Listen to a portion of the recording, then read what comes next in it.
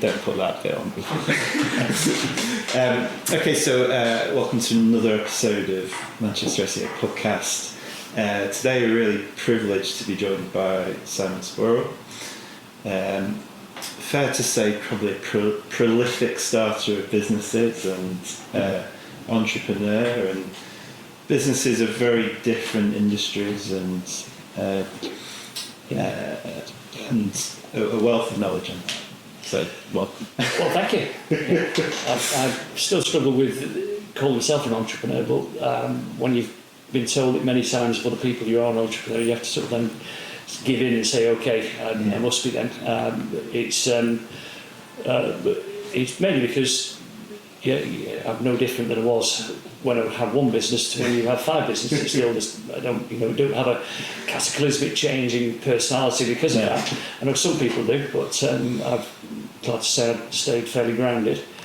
I mean, I actually started my career in life, early in work life, as a graphic designer. Actually, after doing a short spell as an engineer in the famous Renfrew handlebars and sprockets.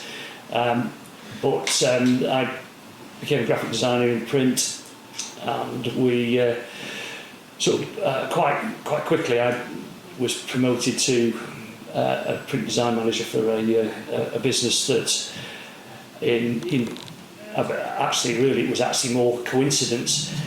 The Apple Macs hit Britain. The desktop publishing completely revolutionised the whole print industry. And the company I worked for decided that they should be in on this because other people were, and they bought some very, very expensive, in modern day terms, Apple Mac equipment. 19-inch monitor back in 1987 it was £5,000. A 300 DPI laser printer was about 10,000. An Apple Mac was 7,000. So probably equivalent of spending about 60,000 on computers then. So it was big investment. Yeah, it was a business that had a lot of money. So what they actually determined was, being a set of old people, because I was 19, something like that, 19 or 20. You must know something about computers. You can learn how to use this desktop publishing thing there. Yeah. And they did me a great favour, really, because I was one of the first people probably in the UK to actually use Apple Mac equipment and desktop publishing, which then led on to many different things that I did later on in life, actually, which a lot of it stems back to that, computers and design. Yeah. So I suppose the first business I decided that I was going to actually jump into was a change of industry, which was IT. So back in the early sort of 90s, I was working at, by this time, Focal Design Studios. I was general manager there. I was, again, thrust into a position of, Simon seems to know a lot about computers. I'm a great believer in the land of the blind, the one-eyed man becomes king. That's it. So you only have to know a little bit more than somebody else, and you are the perceived expert forever. It's something that I've found later on in IT consultancy, when you see the poor terrified person who had been nominated as the one-eyed king get dragged into a meeting and look absolutely terrified because he's a proper IT person there, and the first thing they've said is admonish themselves of all skills. I don't really know what I'm doing. So in this scenario back at Folk Design, I didn't really actually know what I was doing, but it was the time when people were starting to get a computer on the desk. So up until that point, the only people who had computers were accounts people. They had an accounts package using DOS, or they might have Windows 3.11. And Windows 95 came out, and everybody was saying everybody should have a computer on the desk. This is how it should be. This is the future. Not many people believed it, but I had a boss who did. He said, that sounds great. No idea how to use a computer, but other people are doing it. We work for big companies. It's a big agency, actually. When I started, there was 25, 30 people. When I sort of left in 1998, there was 140 people, so it had grown massively. So all of a sudden, I was thrust into, you need to learn all there is about PCs, not Apple Macs, because we as designers had Apple Macs. every time one broke, it was always I was the one that had to go and fix it, connect it, and make it print or whatever. So I had to teach myself how to use PCs, and from that I thought, well, actually, there's an opportunity here. Lots of graphic design companies and print companies have got Apple Macs, and that's the only thing they understand. They understand Apple Macs. They're not really well supported, but they now realise they need to have PCs as well. They need to have everybody able to have email and things like that. At the very same time, the company I was working for, Focal, got into digital printing. And we were the first in the UK to have the big digital presses, Icons and Xerox kit. And so much so that we became the materials testing centre for the UK for digital print. You know, it was, and again, I was the one that got thrust forward. He knows all about this. He can make things talk to each other, etc. So I decided I would become a consultant in IT, and I would make myself a lot more money, not have to work as ferociously hard. How wrong I really was. And ITG, ITG Technologies was born in 1998, and originally I'd intended that to just be me as a consultant, but rapidly I became in demand. There wasn't enough of me, and I started getting lots of flack from the owners of these businesses saying, I've rung you 5 times. Well, I'm at so-and-so's instead. Well, that's not good enough. We need to be able to snap our fingers and you be here for us. Right. So I had to start employing people in 1998, and that business, ITG, rapidly took off. I have to also say that in 1998 I had £400 to set a business up that my grandma had left me in her will. She grew up in a council estate in Manchester. She had very little money at all, but she'd left this £400 with a message that do something worthwhile and make this money go further. And ringing in my ears, that's why I decided, well, that's where I go. I'll crack on.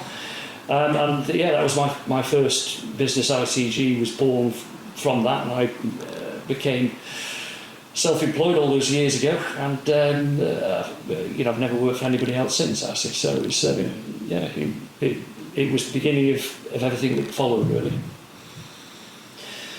So I think I've diversified quite dramatically. Well, we as ITG was an IT support company. Then back in 2007, I'd had a friend over in Kerala in India, and a guy called Ziggy John. Ziggy was a guy I'd known for quite a long time, and he started a web development business over in India. And he said, why don't you offer low-cost web development from India? That's it's an emerging thing here. I think it's going to take off. You had to eat time there, didn't you? It was really. I can remember at the time, actually, I'd listened to, there was a thing at Radio 4, and I think it was the Minister of Foreign Trade actually had actually said, Department of International Trade was actually on, and he said, you either jump on the train into Asia or get left behind on the station wishing you had got on that train. And I can remember this thinking, right, I have to do the same here. Yeah. So I went into business with Ziggy. Great. We got. I'd sort of then focused, because the IT support side had developed into 10 people actually supporting other people there, and great team of people who'd come through from leaving Stockport College, most of them. They'd done diplomas, etc., and they sort of came on board and sort of grew with the business. And I'm proud to say, actually, they're still, all these years later, actually, they're still with ITG. We joke it's more like an institution now. There was nine of them who've been with me in that business for over 20 years. So wow. Which is nice. The they've never worked anywhere else, and rather frightened of what it's like elsewhere. Or I'm just a nice employee. Hopefully it's the other one there. They're not chained up at night or anything, keeping them there. No. My hope is that we're in the midst of an MBO process that these guys are going to take over. That's ITG, which they deserve to do. It's their turn to sort of shine and take the baton from me and run a bit further. They're on average 20 years younger than me, so they're not beleaguered and battle weary as I am, really. So it's one thing like starting a business, but it's also one thing keeping one going for 20 years and it's still growing. Often you get to a point where you start taking people on and then it stops. And growth becomes a tricky thing. Do you have any advice over the years for how to develop? My business career has been like a roller coaster, highs and lows. I've had lows where I've practically had to start again because I've been trusted people that they've taken me for practically literally every penny I've had. I've had to start again back in 2004 using credit cards. In the days when you could get multiple credit cards, because I got taken for £78,000, I had to sell a house that I owned my house that I had at the time to pay off the banks who had no sympathy whatsoever. And then I had to use credit cards. So at one point I had a Capital One card with £140,000 credit on it because I was using that not only to pay the lads but to actually buy stock and keep everything going there. But it was all in my personal name there. Wow. Very stressful time, but the most important thing is the people within a business. A business is nothing without the people in it. I believe that today, with the businesses I've run, I've founded and run, the most important part, that magic you can't ever really alter or get rid of, is good people. And if you have good people, treat them as you want to be treated. That's my belief, and which is probably why I've still got people who nobody leaves. I'm very proud of the fact that we very, very rarely ever lose customers as well, because I've instilled into the guys that be honest, be truthful. If something has gone wrong, tell the customer. They'll shout at you, but then it's over. Then you can work to put it right. It's what you do right. What you do to put things right is important. And that message then carries through. And because you've told the truth and because people trust you, they're confident enough, your customers, to refer you to other customers. So ITG, for instance, has no sales at all, no marketing. It is a 100% referral IT business to this day, and there are best part of 140 customers who are all referrals. Some of them have been 27, 28 years. They've been with the company since the beginning. The ones we lose, unfortunately, will be down to people who have folded the business. They're not actually people who have said you're rubbish, I'm getting out of here. Because it's a team of people who I've never said you're working for me, you work with me. We're working as a team, and they then feel the ownership of that business as well, and they feel that need to actually then keep a customer happy, because they take on their woes as well. Some of those guys, Sean, Stephen, Ben, have worked till 24, 48 hours in the past. Even one of our web developers there, he's done the same. He's done a 3-day stint to help a customer. It wasn't our fault, but we put things right because we felt the pain of the customer. So. And there's no recipe to do that. It's just being honest with people, it's being nice to people and treating people in a decent way. So it's amazing how reasonable people can be if you're honest with them and say, well, this has happened, but this is how we're going to sort it out. And go, right, let's do it. As soon as you start lying, that lie becomes a bigger lie, and it just snowballs and explodes, and then the customer will never trust you ever again. And that's it. They go elsewhere. And people know when you lie.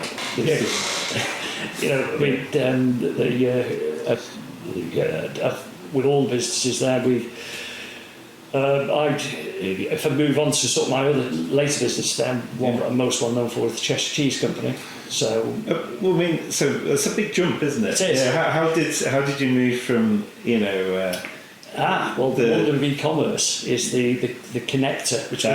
Okay. So by this point we had ITG also had a web development wing in India, that we also had a smaller team over in the UK doing project management, some of the day-to-day support and web development. Yeah.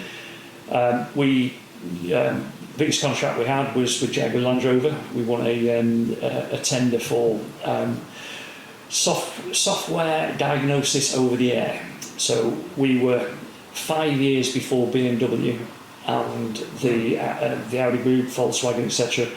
had even thought about this. So Jaguar Land Rover were actually, for a change, ahead of the curve. We won this contract. We beat Tata, which is bizarre, because Tata owned them. Yes. Yeah. And Tata were in the same in Kochi, which is in Kerala, the capital city of there, where we were. Yeah. And they were across the road from us. And we were a little tiny team of sort of 45 developers. They had best part 2,000 developers. Wow. But we were leaner, obviously, so our pricing was better then. But we came up with a proof of concept.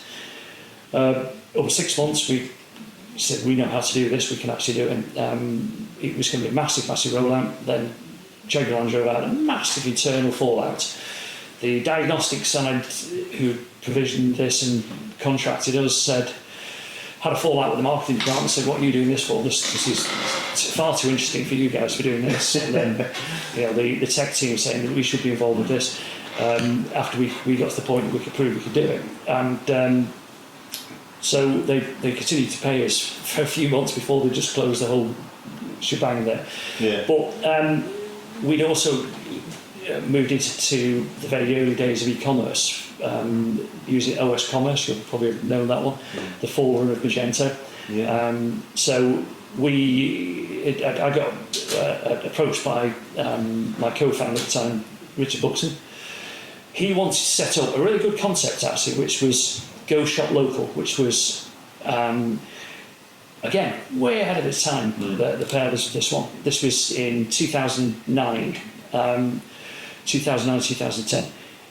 The concept was to put all the local Macclesfield shops' wares onto one website, onto an e-commerce website, and people could place orders, and once a week our guys would load up the van, we'd go and get the products from the butchers, bakers, the candlestick makers around Macclesfield, put them onto the van and deliver their parcel. So there'd be veg boxes in there, so the whole kit and caboodle.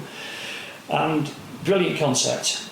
It failed miserably because it was too early, because shopkeepers, especially small ones, are small for a reason. They don't have a lot of stock, they don't plan stock, they make pretty much what they're going to sell in one day. Yeah. And they didn't have internet access, certainly there was no apps.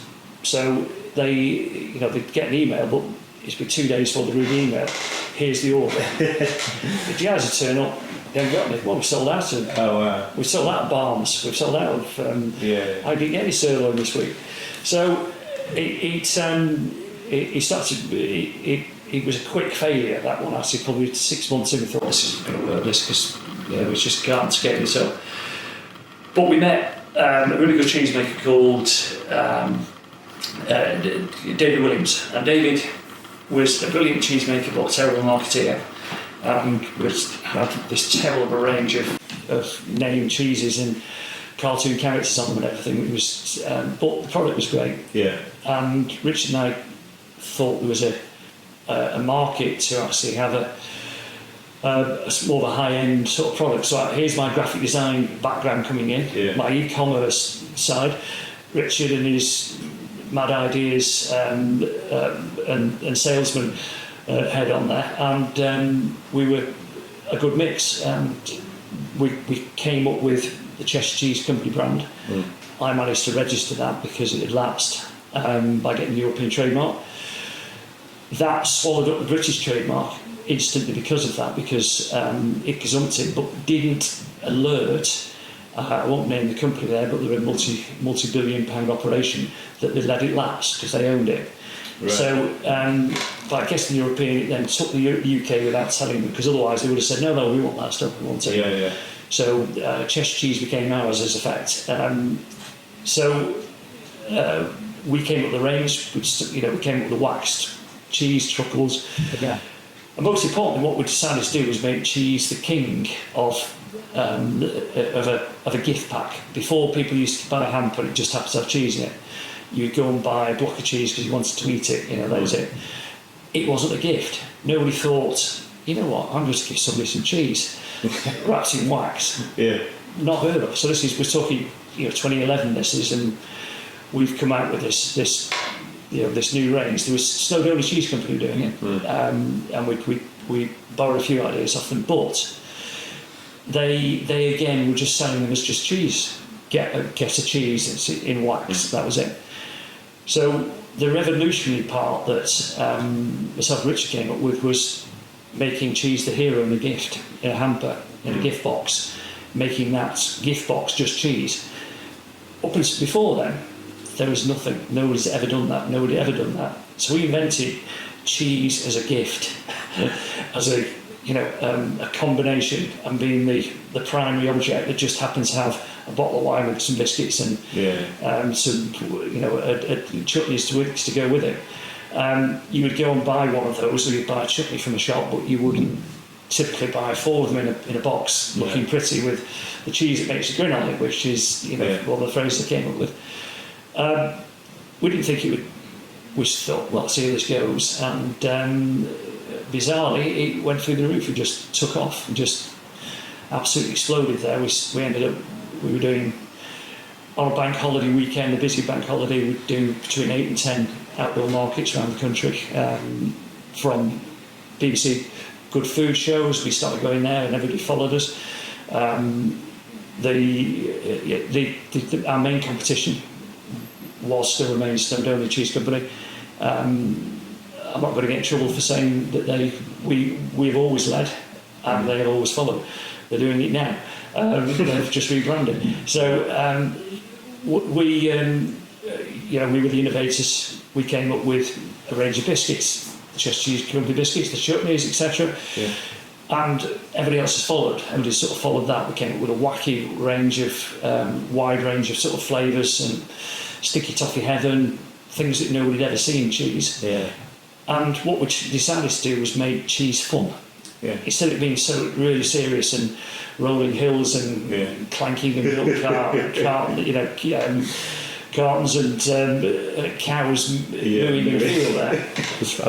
We came up with sticky toffee heaven, gin and lemon cheese, El Gringo, lime and tequila, Old Hag. So we did collaborations with local Macclesfield businesses as well. Winkle Brewery, still do Old Hag cheese, Old Hag chutney with them, which is inspired from their Old Hag beer. Giles was back in 2011 was one of the first ones to do a collab, and we're still doing it now. All these years later, which is great. It really sort of took off a lot faster than I ever thought there. And the e-commerce side, because I knew quite a lot about e-commerce and web and a certain amount of SEO, obviously not as much as you, James, but in the early days, it was quite easy to rank. Yeah. And so the lucky thing for us at the time was Cheshire cheese was in danger of extinction, just as Wensdale had been. Yeah. And Wallace and Gromit saved them. Yeah. There was a big campaign by the remaining, I think it was 8 Cheshire cheesemakers left to save Cheshire cheese. We just started, lazy journalists typing in Cheshire cheese. I filled the first 6 pages with anything Cheshire cheese, because we were the only ones selling cheese online as well. That was the other thing. That was the other twist. We were the only ones selling gifts online of cheese in, so we were the innovators in that one.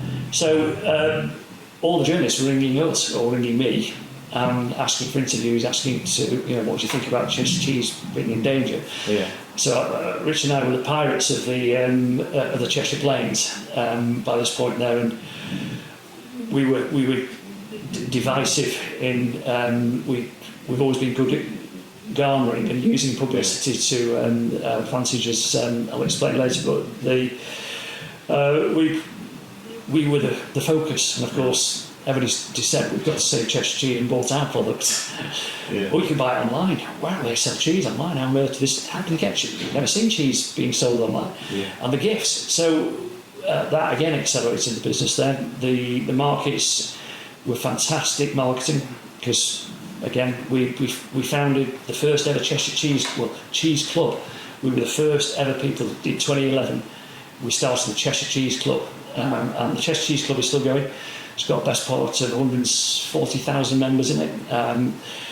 We gave out a card, membership card. If you had a membership card, you got 10% off online, you got 10% off a market, you got all the special offers, you got the first chance to try our new wacky flavours that we're going to bring out cheese.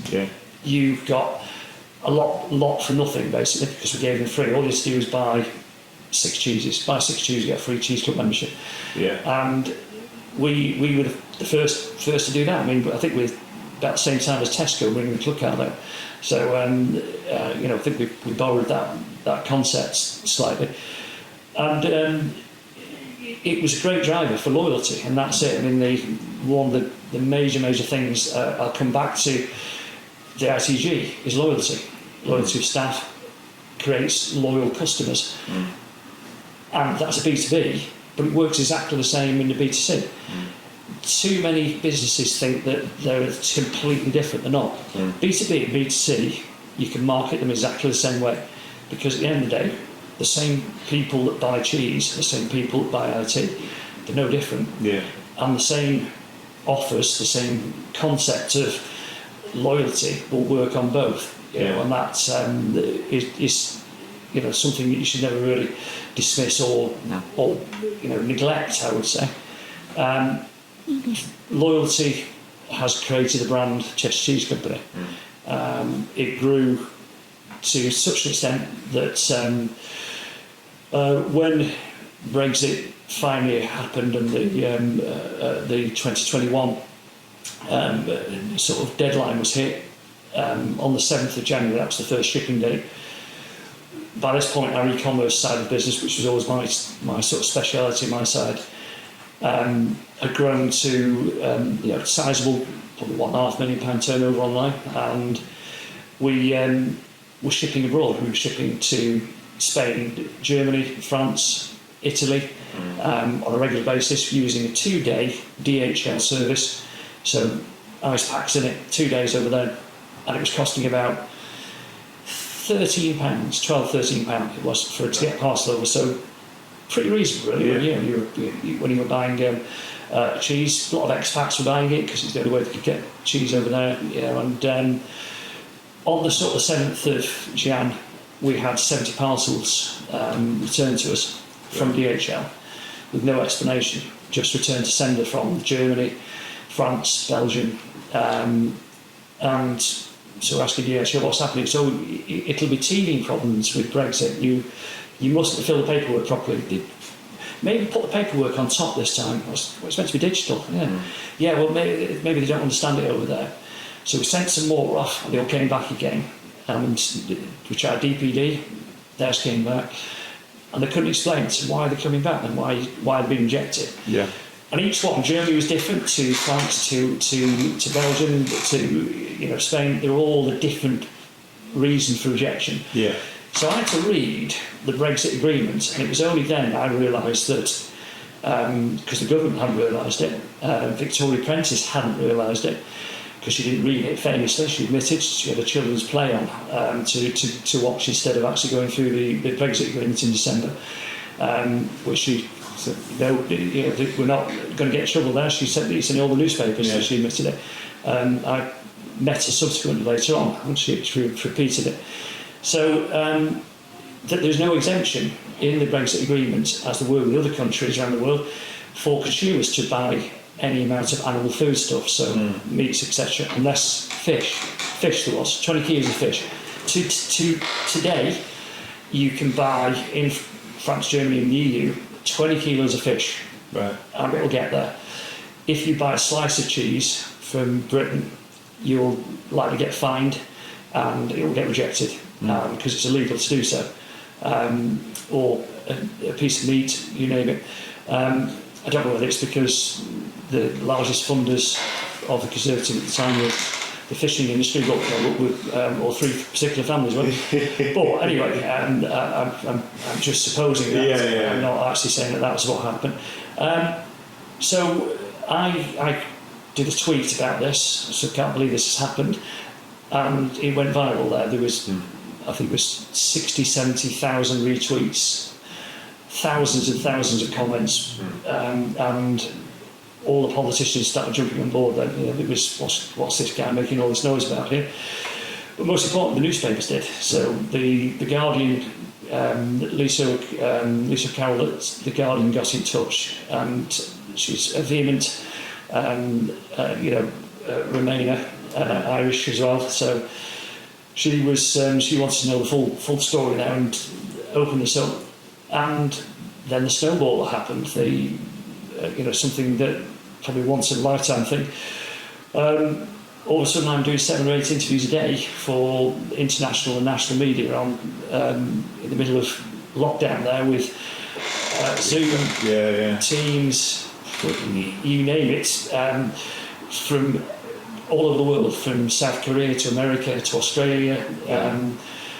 I think 400 plus, I don't know, I lost count actually because there was that many, over sort of 12, 14, 18 months was the tally. Newspapers constantly asking me for my opinion, my comment, what I think about this, that, the other, and my opinion. I had meetings with cabinet ministers.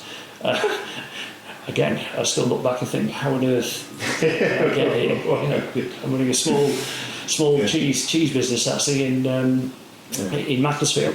But I had great plans. I had plans to invest £250,000 in a new, £600,000 in a new warehouse, and we lost £250,000 of the revenue overnight from Brexit. And this was a big story. Everybody loved it. Obviously, the Leavers didn't, the Remainers did. It's then you realise how divided Britain was. It was shocking. Some of the hate I got, not because sick. I had to, it did cause me some mental health issues because there's some really, really nasty people out there. Tiny amount, only a tiny one. They're very unhappy people because obviously their unhappiness needs to be forced on others to make you feel a little more unhappy, because then they've won. They're not as alone anymore in their unhappiness. But equally there was a great deal of support and some really nice people. Consequently, we ended up quite famous, not just in the UK but all over the world, literally. And it wasn't bad for business. The business grew by 400%, 600% in total actually in the space of a year, which is, I'm not naive enough to think it's just the lockdown fever. It was the publicity we got, which was free. I think if I was to pay for that kind of media coverage, 10, 15, 20 million probably, you pay for that. Mad kind of stuff, really, But I feel like there's so much more we could talk about with that. I'm conscious about time for you. I was wondering, you obviously got a natural ability for communication and leadership, and being able to influence people. Do you think that that's come from something else before you started working, or is there someone that you looked to? It's just natural? I think I'm a naturally optimistic person. I've always been. Wear my heart on the sleeve. I'm a great believer in telling the truth, even to my own detriment. I could have been a lot wealthier if I'd told a lot of lies there, but would have been able to live with myself now. As you probably guessed, I could talk for England, so that's always been helped me over the years there. And I have a lot of compassion towards people, so I think that's I'm told does show through with lots of people there. You know, I like helping people. You know, I mean, I've been bitten several times for helping people, but you know, you can't keep believing that everybody's the same. You've got to believe that majority are actually decent human beings. It's a tiny minority that aren't. You know, that you just have to look at Twitter this morning. You know, oh goodness. Yes, yeah. I mean, social media is a real beast of. It's being able to see the good and the brightness in it, rather than the darkness. And social media's helped. You know, my business is there. I mean, if we look at somebody who's Hartington Creamery, that's a Stilton maker, so another cheese interest there. Director of that business up in the beautiful Derbyshire Dales, Peckhall Farm. Connection is my daughter and her partner run the 300 cows dairy up there, and they young farmers. You know, Clark's will be ultra proud of them. They're at least 30 years younger than him, which you know, in fact they are an anomaly really in Hartington. There are I think probably maybe 30 plus dairy farms up there, and there's only one that has anybody that's, I think it's two, with anybody below the age of 40. Yeah. And I've been James at 28 and 29 a little unusual in that sense, but it's hard work, isn't it? But that's a very, very old, quite very exceptionally ancient business, early 1870. It was first founded by the 7th Duke of Devonshire at Chatsworth, so it's got massive history, loads of history. And Robert, who bought that business, he owns the farm along with a few other farms. He completely unconnected, didn't realise it was my daughter that moved into the farm. Then put two and two together at all. I said, I believe you're quite good at marketing.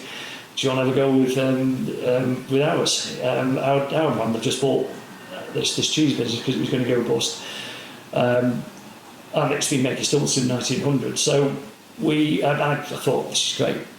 We rebranded it. We got rid of, took them out of the supermarket because they make a loss doing that. We took them away from doing any sort of mass production wholesale, because that's what you need to leave the big boys to do that. Long Clawsons are massive. They are the smaller Stilton makers, but we rebranded them, reinvented them, and that's become a massive success story now. It's a business that was collapsing. Not just because of me, of course. You know, a lot of hard work from the team at Hartington. That's really what it's been. Just good at rebranding, good at marketing, good at rethinking. And social media has been massive for Cheshire Cheese Company and for Hartington. Yeah. Do you, if you had, it's really difficult to do one bit of advice, but if you had a bit of advice for a business owner, what would that be? I think the one advice I would give to people is, unless you're really lucky, you're going to have to put a hell of a lot of hard work into building your business. There isn't a shortcut. Yeah. The shortcut quite often is a shortcut to failure. You know, you've got to believe in what you do for a start. If you don't like it, you're never going to do it. You've got to actually believe in what you do. You've got to like what you do. And as soon as you stop liking it, you need to get out, really. You just think, because you're never going to put the effort into it and make it successful. Perseverance is the main thing.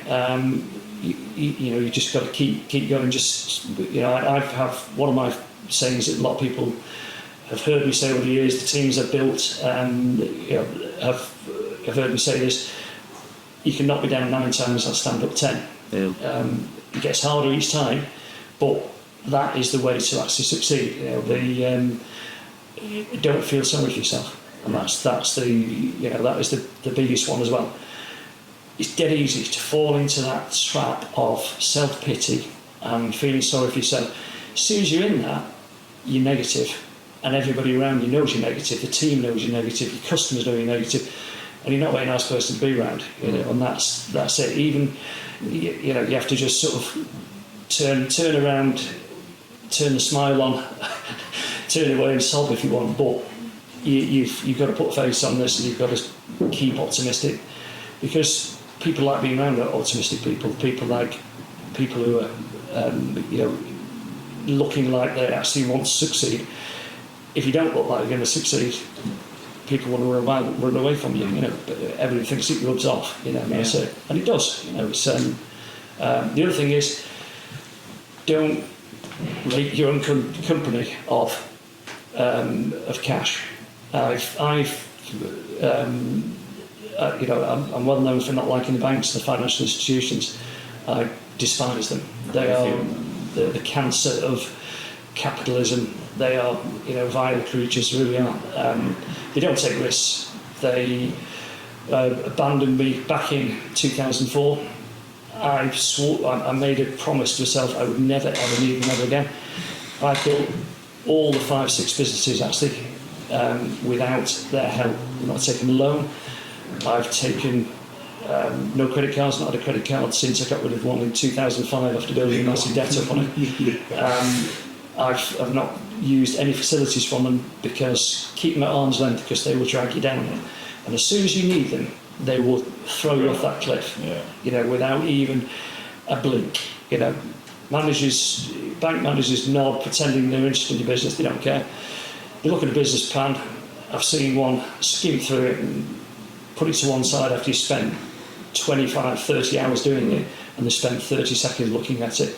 And then the first thing they say is, so you've got a house, have you could put up as equity? And that's all they're interested in. Yeah. No risk to the bank, all the risk to you. And that has to change. I mean, there's going to be a change of government, and that government, I've spoken to some shadow ministers, have said that is the most important thing. If you want to help businesses in Britain, make the banks start taking risks again, and not pile all the risk back onto the business person once more. That's it. And if we want British business, small business to succeed, support it. This last government hasn't. They've spent 14 years trying to destroy it. Johnson was a particularly destroyer of small business because Brexit was designed to help a handful of very, very large organisations who could afford to continue to trade in Europe. Even now, a small business has to use consolidation, which is financially, commercially disastrous, whereas a large organisation will have an entity that can trade between itself. So, there has to be some massive changes going on to help small business flourish into becoming bigger business. I've been given verbal reassurances by several shadow ministers that that's going to happen. And I will be getting the. They say lots of votes, don't they? Yeah, the microphone back out again if that doesn't actually happen. Yeah, so we'll see. So, I mean, there's so many different answers we get to this from this question. Then we'll let you go. But how do you measure what's success to you? I measure success not in how much money you make. I think that is a crass way of actually looking at it there. I don't know many people who have got a lot of money who are actually very happy, because the more money they have, the more obsessed they become with retaining that wealth, and the more closeted and wrapped up in their own world they become to protect that wealth they've gained. They fear and the terror of no longer having that social platform of wealth buffeting them and making them who they are. They believe that that's what they are. The money is them. Look at me, I've done so well for myself because I've got lots of money. I think success is actually the people, the team you have wanting to come to work. That same team, without asking, staying on after work, getting early there in the morning without you having asked them, and when you've got a problem wanting to take it off you, and them having fun and actually smiling and laughter in an office, that's success as a business. If you've got a load of people with their heads down looking miserable and they're doing it because they have to work, that's not success. That's just a business. That is actually, yes, you're gaining success out of it, but at what cost? You're making other people's lives fairly mundane and miserable there. It's about leaving money in business, so that you can reward them with bonuses. You know, if the business has done well, you should say, we've all done well, here's some money, because that will make you smile at Christmas. You know, that's something I've maintained and always done, you know, in 28 years. Even when I've had no money, I've managed to get some together and think, well, I'll, again, put a smiling face on there. Does play havoc with the mental health sometimes, but you know, it does work. You end up with loyal teams, loyal customers again. Amazing. Well, it's been a real pleasure to have you on. Thank you. I'd love to talk to you more. Maybe we can do another one. Maybe we can do a part two. Part two, I think that'd be brilliant. But thank you very much. Yeah, no, cheers, great. Yeah, it's good. Right. You better go, haven't you?